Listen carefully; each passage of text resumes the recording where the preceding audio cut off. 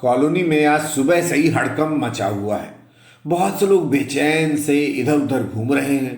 चाय की दुकानों के पास कुछ टोलियां भी नजर आ रही हैं। चर्चाओं का बाजार गर्म है। दुर्घटना हो चुकी है। भारत सरकार ने घोषणा की है कि जल्द ही भारत और पाकिस्तान के बीच मंत्री स्तरीय वार्ता होगी। बस उसी पल से चर्चा का माहौल बना हुआ है। बात केवल यह नहीं है कि भारत और पाकिस्तान की वार्ता होने वाली है। इस वार्तालाप की आदत लगभग सभी को हो चुकी है। जिस प्रकार एक अंधा व्यक्ति अपने अनुभव से जान लेता है कि सामने रखी वस्तु क्या है, ठीक उसी प्रकार सरकार, पब्लिक और मीडिया को भी भारत पाक वार्ताओं का परिणाम बहुत पहले से ही अनुमानित हो जाता है। न जाने कितनों की जवानी भारत द्वारा पाकिस्तान की कड़े शब्दों में निंदा सुनकर बीत चुकी है। दोनों देश एक निश्चित समय अंतराल पर एक दूसरे की कड़े शब्दों में भर्त्सना कर ही देते हैं। मुख्य समस्या यह है कि अब इन लड़कों की मेहनत काफी ज्यादा बढ़ जाएगी। सिविल सेवा से जुड़ी ढेर सारी कोचिंगें हैं। इन कोचिंगों के अध्यापक अपने नोट्स बनाते हैं। इधर कोचिंगों की संख्या तीव्र गति से बढ़ रही है। संभव है कि आने वाले कुछ वर्षों में कोचिंगों की संख्या विद्यार्थियों से भी ज्यादा हो जाए। कोचिंगों से इतर सैकड़ों पत्रिकाएं प्रकाशित होती हैं। अभ्यर्थी इनमें से चयन करके कुछ पत्रिकाएं पढ़ते हैं। समस्या यह है कि अध्यापकों के नोट्स और पत्रिकाओं में प्रकाशित होने वाली सामग्री में भारत और पाकिस्तान के संबंधों पर जोरदार कवरेज होने की आशंका है। इस बात की पूरी संभावना है कि सभी पत्रिकाएं और कोचिंगें अब भारत पाकिस्तान संबंधों की पूरी कहानी अभ्यर्थियों के सामने लाकर पटक देंगी। मरता क्या ना करता, डरा हुआ आदमी सब कुछ पढ़ लेना चाहता है। वह कुछ भी छोड़ना नहीं चाहता। इसलिए लिखने वाला या प्रकाशित करने वाला तो कट कॉपी और पेस्ट से काम चला लेता है, लेकिन शामत तो बेचारे पढ़ने वालों की आती है। साले ट्रैक 1 ट्रैक 2 पॉलिसी से लेकर न जाने कहां की बातें खोज लाते हैं। पुत्तन बाबू के शब्दों में कहें तो इनका वश चले तो ये पाकिस्तान के बनने से पहले के भी भारत पाकिस्तान संबंध खोज निकाले। डर, भय और पीड़ा के ऐसे ही वातावरण में खाटू दादा, मारू और बुच्ची बाबू चाय की एक दुकान पर खड़े हुए हैं। पुत्तन बाबू भी लिट्टी का सेवन करके परम तृप्त के भाव से इनके पास आकर खड़े हो गए हैं। लिहाजा अतिथि देवो भव की परंपरा का पूर्ण निर्वहन करते हुए सुनील को एक और चाय के लिए बोल दिया गया है। बंधु, कमर कस लो। 1947 से लेकर अब तक का सब कुछ प्रकाशित होकर आने वाला है। क्या पढ़ना है या क्या छोड़ना, यही निर्णय बहुत मुश्किल हो जाएगा। खाटू दादा ने अपनी आदत के अनुसार पूरी शालीनता से कहा, अब पड़ोसी तो बदल नहीं सकते ना, इसलिए यह बातचीत हमेशा ऐसी ही चलती रहेगी। परिणाम कुछ आने वाला नहीं। पुत्तन बाबू ने अपना मत रखा। मारू और बुच्ची अपने चाय के कप फेंक चुके थे। मारू ने सिगरेट सुलगा ली है और बुच्ची बाबू बुद्धिवर्धक चूर्ण रगड़ रहे हैं। फटाक फटाक की ध्वनि के साथ बुच्ची ने मुंह खोला, सारा भारत पाक संबंध तो दिल्ली की पहली बारिश बनकर रह गए हैं। दिल्ली की पहली बारिश? मारू ने यह शब्द दोहराते हुए कहा।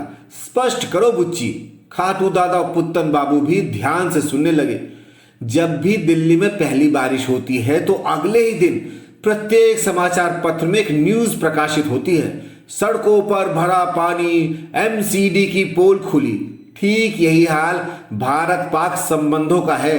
एमसीडी की तरह दोनों सालों साल मेहनत करते हैं, बातचीत होती है और फिर कुछ घटित हो जाता है। परिणाम शून्य ही रहता है और हम अगली बातचीत का इंतजार करने लगते हैं। बात तो सही है यार बुच्ची, भारत और पाकिस्तान के संबंध इतने ज्यादा जटिल हैं कि इनका कोई हल दिखाई नहीं देता। खाटू दादा ने बात आगे बढ़ाई। ऐसी घटनाएं यहां अक्सर होती रहती हैं। संसार, देश और समाज की बहुत सी बातें हैं जिनको ये लोग पचा नहीं पाते, लिहाजा चर्चा करके हंस लेते हैं, लेकिन अपनी परीक्षाओं में उत्तर वही लिख कर आते हैं जो पुस्तकों या पत्रिकाओं में लिखा होता है। इस संदर्भ में खाटू दादा के विचार एकदम स्पष्ट हैं। वे लय के साथ बोलते हैं, हाथी के दांत दिखाने के और खाने के और। पुत्तन बाबू को ही ले लो। वे शाश्वत विकास की वैश्विक अवधारणा के पीछे सोटा लेकर पड़े हुए हैं। वे उस पर खूब हंसते हैं और दूसरों को भी हंसाते हैं। शाश्वत विकास की अवधारणा 1990 के दशक के थोड़ा पहले ही अस्तित्व में आई थी। कहा गया कि वर्तमान की सभी जरूरतों को पूरा करते हुए भविष्य के लिए संसाधनों का संरक्षण करना ही शाश्वत विकास है। पुत्तन बाबू अक्सर शाश्वत विकास की इस परिभाषा को बोलते और खिलखिलाकर हंस देते। उन्होंने घोषणा कर रखी थी कि वर्तमान की जरूरतों को पूरा करने के बाद भविष्य के लिए संसाधन शेष नहीं रहने वाले। मारू भी इसी विचारधारा का है। वह भी इस अवधारणा का जमकर मजाक बनाता है। एक रोज मारू ने पुत्तन बाबू से कहा, भाई पुत्तन, ये दुनिया वाले सबको बेवकूफ बनाने की कोशिश क्यों करते रहते हैं? भैया, उनकी मर्जी। पुत्तन बाबू ने संक्षिप्त जवाब दिया, शाश्वत विकास जैसा कुछ नहीं है और न ही कभी हो सकता है जब तक कि दुनिया की जीवन शैली में बदलाव नहीं आता। अगर यही जीवन शैली रही और वर्तमान की जरूरतें भी पूरी करते रहे तो समझ लो दादा कि गई भैंस पानी में। मारू ने स्पष्टीकरण दिया। मारू भाई, पर्यावरणीय संबंधी सम्मेलनों को लेकर क्या विचार हैं आपके? पुत्तन बाबू ने लगभग हंसते हुए प्रश्न किया। कुछ अलग विचार नहीं है। जो आप सोचते हो पुत्तू भाई, वही मैं भी सोचता हूं। हल तो कुछ निकलता नहीं है, बस कुछ संकल्प ले लिए जाते हैं जिन्हें कभी पूरा नहीं किया जाता। मारू ने जवाब दिया, मैं तो किसी पर्यावरणीय सम्मेलन को उस रोज सफल मानूंगा जिस रोज आदमी की वर्तमान जीवन शैली को बदलने की गंभीरता से चर्चा होगी। सही कह रहे हो पुत्तू भाई, सभी देशों को विकास भी चाहिए और पर्यावरण की सुरक्षा भी। विकसित देशों को अपने विकास का स्तर बनाए रखना है, विकासशील देशों को विकसित बनना है और अविकसित देशों को भी उसी दिशा में आगे बढ़ना है जिस दिशा में आगे बढ़कर विकसित देशों ने अपने तथाकथित विकास के लिए पर्यावरण का कचरा कर डाला है।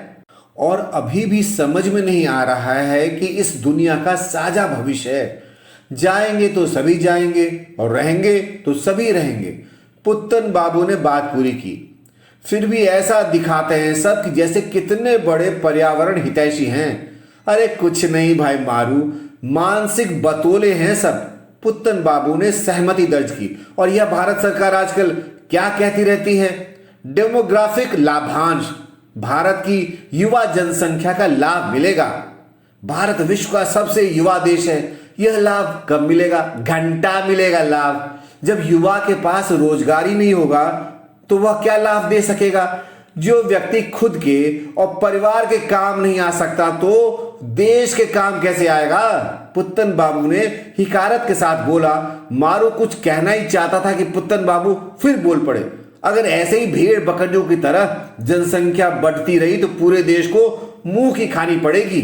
हर चीज की कोई सीमा होती है और हमारे देश की आबादी खतरे के निशान के ऊपर काफी लंबे समय से चल रही है। पुत्तन ने अपनी बात खत्म की। पर पुत्तू भाई, आपने शाश्वत विकास और डेमोग्राफिक लाभांश अच्छे से पढ़ तो लिया है ना? मारू ने हंसते हुए ठिठोली की। दोनों मित्र जोर से हंसने लगे। हंसी का दौर थमते ही पुत्तन बाबू बोले, वैसे मित्र अपनी सोसाइटी कितनी फर्जी है। सच कुछ और है, पढ़ते कुछ और हैं, मानते कुछ और व लिखते कुछ और हैं। जब राष्ट्रीय अंतर्राष्ट्रीय स्तर पर राजनीति ही फर्जी हो तो समाज, देश और विश्व भी ऐसा ही होगा, मारू ने कहा। दोनों मित्र बातें करते करते चलने लगे। कॉलोनी के गेट पर स्थित चाय की दुकान से एक एक चाय लेकर वापस यथास्थान खड़े हो गए। 2 दिन बाद बजट आने वाला है, मारू ने कहा। हाँ भाई मारू, बजट के प्रावधानों को भी याद रखना पड़ेगा, पुत्तन बाबू ने कहा। वैसे सत्ता पक्ष तो यही कहेगा कि यह बजट आम आदमी और किसानों का बजट है, मारू ने बात आगे बढ़ाई। और विपक्ष कहेगा कि किसी काम का बजट नहीं है, देश के आम आदमी और किसानों के साथ सरकार ने छल किया है, ऐसे बजट को रद्दी की टोकरी में फेंक देना चाहिए। पुत्तन बाबू ने बात पूरी की। और फिर साले मीडिया वाले 4-5 लोगों को बिठा लेंगे और बजट पर बहस करवाएंगे और सभी आपस में कुत्तों की तरह लड़ेंगे, मारू ने कहा। और वह जोर जोर से हंसने लगा। पुत्तन बाबू भी खिलखिला उठे। कुछ देर बाद दोनों मित्र अपने अपने कमरों की ओर चल पड़े। ऐसी बहसें और बातें कॉलोनी में रोज का काम है। इस मित्र मंडली में बकचोदी के समय काव्य पाठ भी होता है। खाटू दादा अच्छे कवि हैं।